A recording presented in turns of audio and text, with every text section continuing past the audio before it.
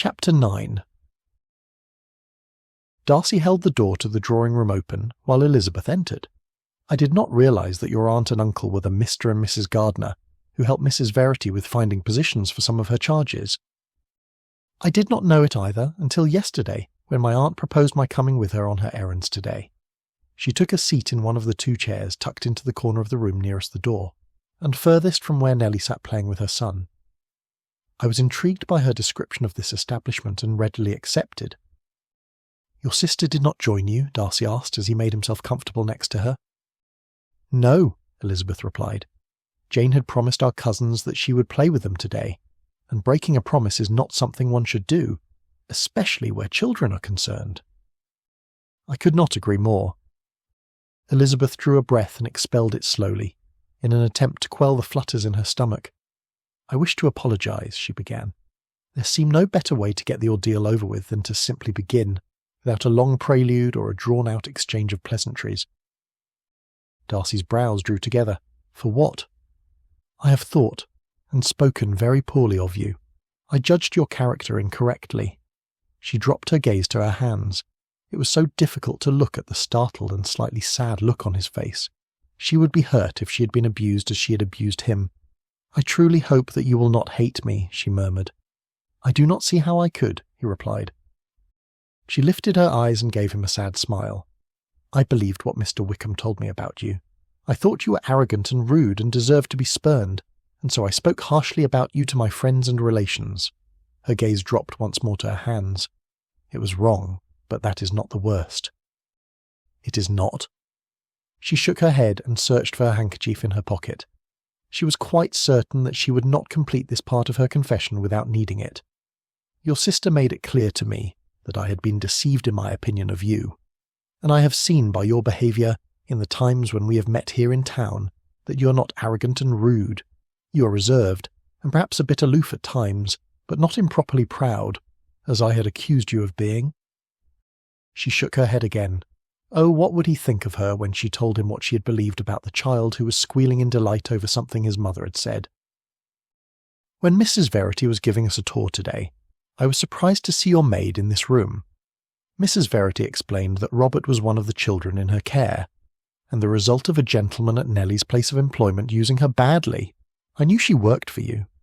Elizabeth's voice faded as her heart pinched and threatened to break at what she must confess. "You thought I was Robert's father?" Elizabeth nodded and then covered her face with her hands. "You think so little of me?"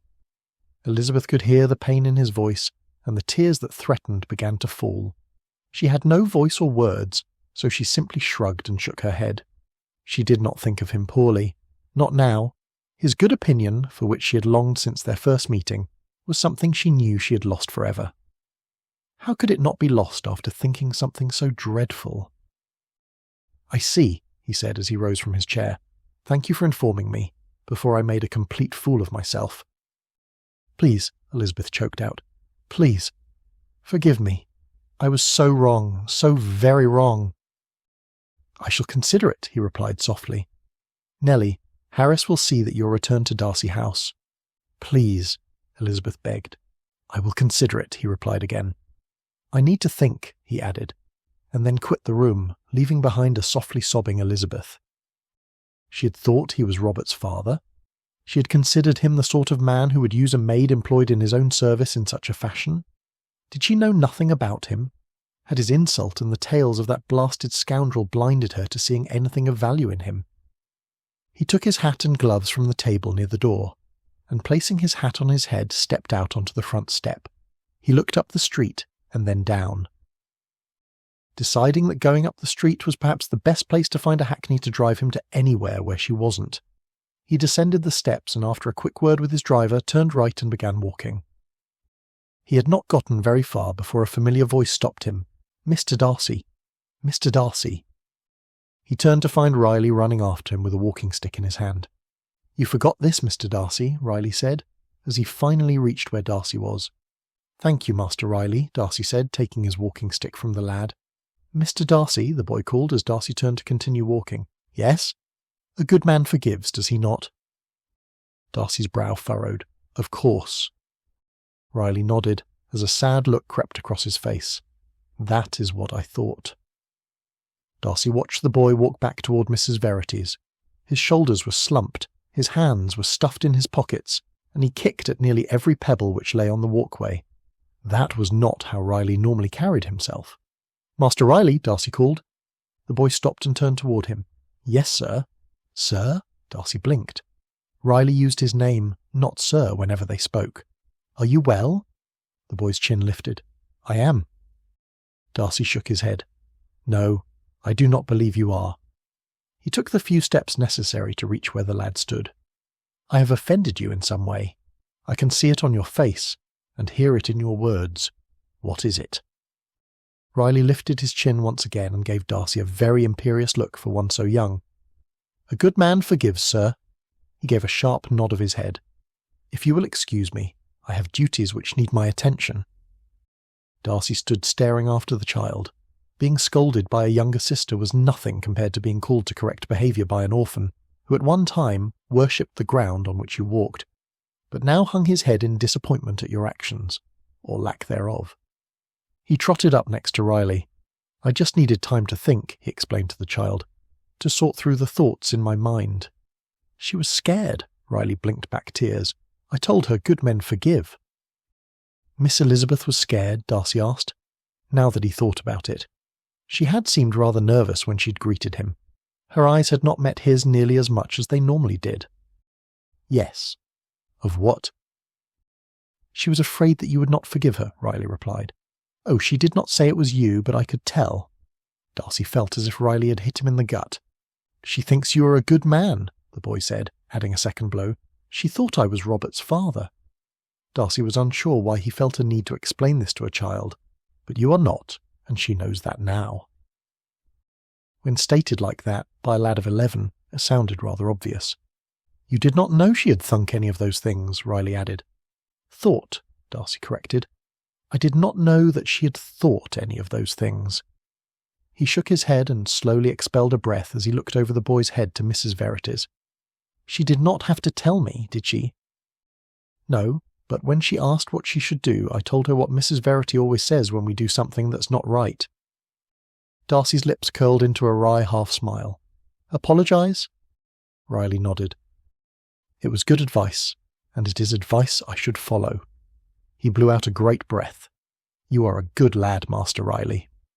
"Thank you, Mr. Darcy." The boy ducked his head, and his ears turned red. "I want to be good, like my papa, and like you." Ouch! If Riley's words before had felt like a punch, this new revelation was more like a piercing of a sword directly to Darcy's heart. "Master Riley, I have no doubt that you shall be among the best of men." He placed an arm around the boy's shoulders. "Is she still in the drawing-room?" Riley nodded. "She was when I left. Nellie was caring for her." "Then she's in good hands, is she not?" Darcy asked. "She is," Riley agreed. "I'm going to tell you a secret that my father told me," Darcy began as they approached the front of the house. "Good men make mistakes, and when they do, they make amends as best they can." He smiled down at the boy's upturned intent expression. "And making amends becomes even more important if the person you harmed is very dear to you." A smile split Riley's face. "You love Miss Elizabeth?" Darcy nodded. "But that is also a secret. I have not told her, and I do not know that my affections will be returned. Especially now." He looked toward the window of the drawing-room. "When I first met her, I said something that was not nice, Master Riley. I was in a foul mood, and I allowed it to get the better of my tongue. I have not yet properly apologised for that either." "I know," he said in response to Riley's horrified look. "I have been remiss. My sister has already reminded me to apologise, and yet I have not." He removed his arm from around the boy's shoulders. "Wish me well." "Mr. Darcy," Riley called to him. "She is a good lady," he said when Darcy turned back to him. "She is," Darcy agreed. "Good ladies will forgive, but," the boy's brow furrowed, "not always right away." Darcy chuckled. "You're far wiser than you know." He gave the boy a small bow and continued on his way up the steps and into the house to offer both his forgiveness and his own apology. Darcy placed his hat and gloves back on the table just inside the front door and leaned his walking stick in the corner.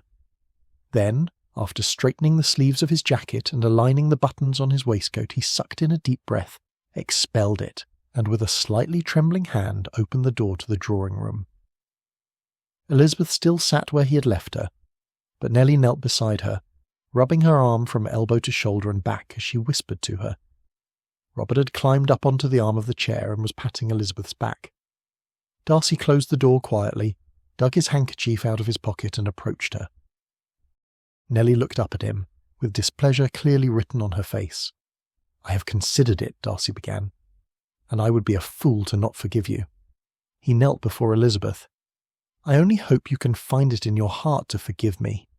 He placed his handkerchief on her lap as she raised her tear-stained face to look at him. How he wanted to gather her into his arms and attempt to erase the pain he had caused. But instead of acting on his desires, he turned to Nellie. "Thank you," he said. His maid looked at him warily. "I promise I will not leave this room until all is resolved," he told her. Nellie nodded and rose from her position. Then, gathering her son, she retreated to the other side of the room, and Darcy returned his attention to the weeping lady before him. "I am rarely rational where Wickham is concerned," he began. "However, that does not excuse my reaction. I was startled." "And hurt," Elizabeth whispered. "Yes," he admitted. "I would never use anyone as Wickham does." Elizabeth nodded as she dried tears from her cheeks. "I know." Her voice was still soft, as if she feared that raising it would open a new wound or bring on more tears. The thought tore at Darcy's heart. What can I say to make amends? "I fear I have erred far more gravely than you. I insulted you at the assembly. It was a patent lie." He shrugged and smiled softly when her eyes grew wide. "You are beautiful," he whispered before continuing. "I was disagreeable and standoffish while in Hertfordshire, instead of friendly and welcoming as I should have been. My behaviour has been deplorable. I would not think highly of me either. Added to that is the fact that I returned to town, intending to dissuade Bingley from returning to Netherfield, because I judged your sister's attachment to my friend to not be as great as his to her." He shook his head. "Who am I to decide such things? Can you ever forgive me for such arrogance and rudeness? Can we at least be friends?" He held his breath as he waited for her to respond. "You thought Jane indifferent?" He nodded. "You would have separated them?" Her tone held a hint of anger. He expelled the breath he had been holding. It was perhaps too much to expect a ready forgiveness after the sins he had committed. "Yes. I told myself it was so my friend would not be injured." "It is not because you despise my family." He grimaced. "I will admit that I find it difficult to abide some of your family, but that was not the reason." Her lips twitched for a brief moment. "I find some of them difficult to abide as well," she admitted, before her brows drew together in question. "You said you told yourself it was to protect a friend, but that does not mean that Mr. Bingley's welfare was your true reason for separating him from Jane, does it?" Darcy sat back on his heels. "It was not my sole reason." He swallowed, and allowed his eyes to lower from looking at her face, to watching her twist his handkerchief in her hands. "You had stolen my heart, but you were not what I thought I should consider for a wife." He heard her soft gasp and lifted his eyes once again to her face. "I was wrong about that as well. I do not believe I have erred as much in the entirety of my life as I have in the past 9 months. First, I nearly lose Georgiana, and then, because of my abominable pride and my foul temper, I have likely lost my chance at ever winning your good opinion, let alone your heart." "You wish for my good opinion?" There was no small amount of incredulity in her voice. "I do, more than I can ever describe." Her lips curved into the most beautiful smile of delight he had ever seen. "I have wished for yours, since the assembly," she confessed, ducking her head. "You have?" It was his turn to be startled. "I have," she said, meeting his eyes. "Then might we begin again?" She nodded. "I am forgiven?" Her lips twitched and that teasing left eyebrow arched as her lips parted to speak. "Riley assures me that good ladies forgive," Darcy said quickly before she could say anything. Elizabeth laughed, the sound filling Darcy's heart with hope that he might one day be able to claim her as his. "Then, Mr. Darcy, I have no choice but to forgive you." He grasped her hands. "If you had a choice, and did not feel forced, would you forgive me?" She nodded, He expelled a satisfied sigh. "Do you wish to have tea with Mrs. Verity?" he asked as he rose from the floor and extended his hand to assist her from her chair. Instead of taking his hand as he expected, her hand flew to her face. "I must look a fright," she cried. "Not to me," he replied. "Never to me." She pursed her lips and cocked a brow. "Very well," he said. "Your eyes and nose are rather red, and your complexion is somewhat wan. However, I assure you that while my eyes might see those temporary imperfections, my heart sees nothing but beauty." He smiled at the way her face reddened at his words. "Be that as it may, I will see if I can persuade Mrs. Verity to allow me to bring a cup of tea to you in here."